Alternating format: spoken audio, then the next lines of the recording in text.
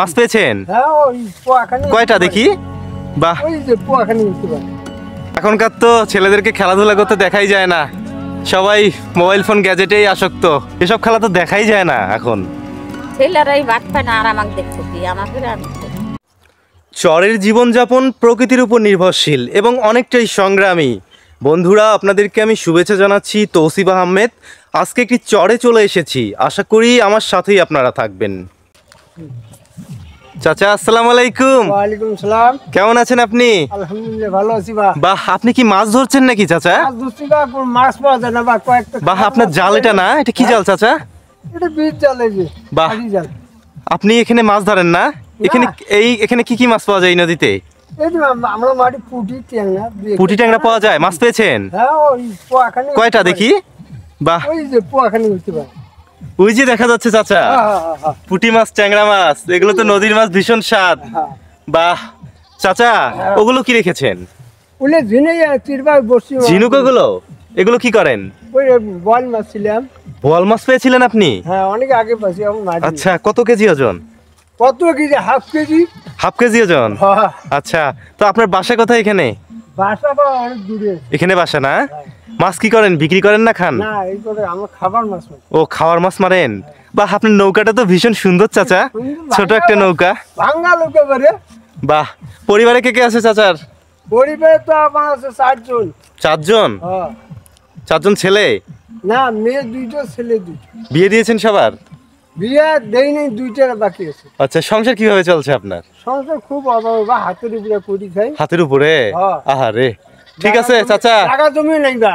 জায়গা জমি নাই? না। আহারে, তাহলে কোথায় থাকেন?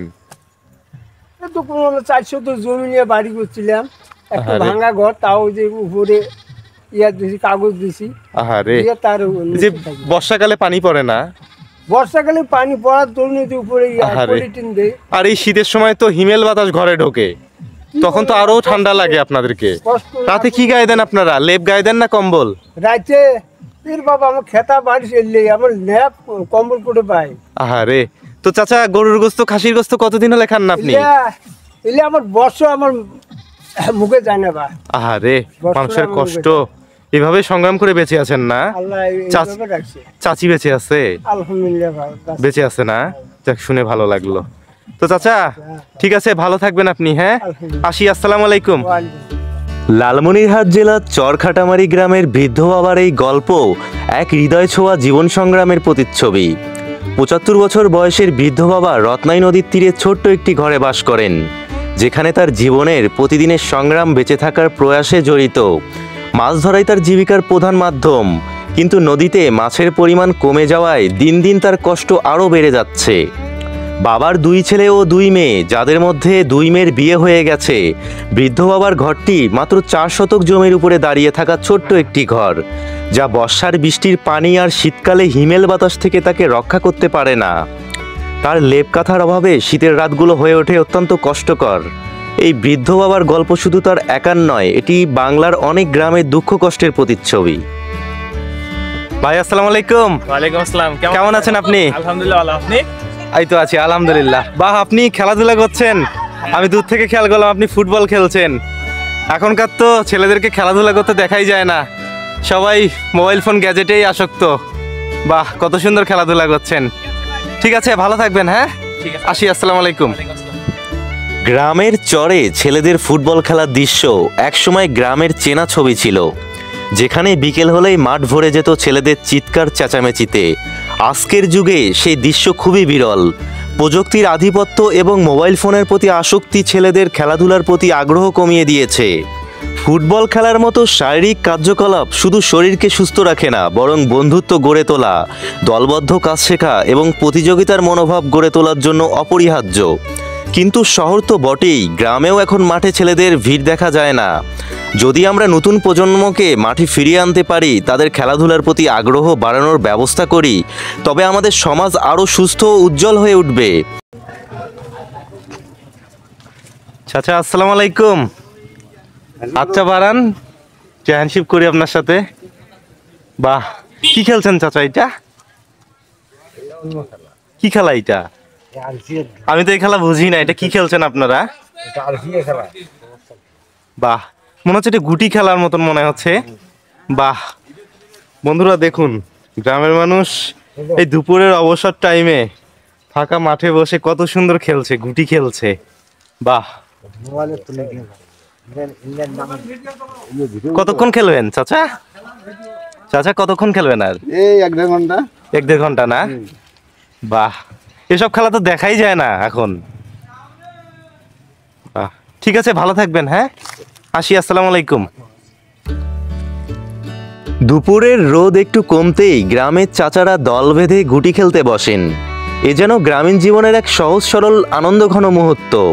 গ্রামের এক গাছের ছায়ায় কিংবা রাস্তার ধারে ছোট্ট জমিতে তারা বৃত্ত এঁকে খেলা শুরু করেন। কেউ গুটি ছোড়ার দক্ষতায় অবাক করেন, আবার কেউ মজার মন্তব্য সবার মুখে হাসি ফোটান। গুটি খেলা শুধু সময় কাটানোর মাধ্যম নয়, এটি এক ধরনের সামাজিক মেলবন্ধনের ক্ষেত্র। এই খেলার মধ্যে মিশে থাকে শৈশবের স্মৃতি, গ্রামের সংস্কৃতি এবং পারস্পরিক বন্ধুত্বের উষ্ণতা।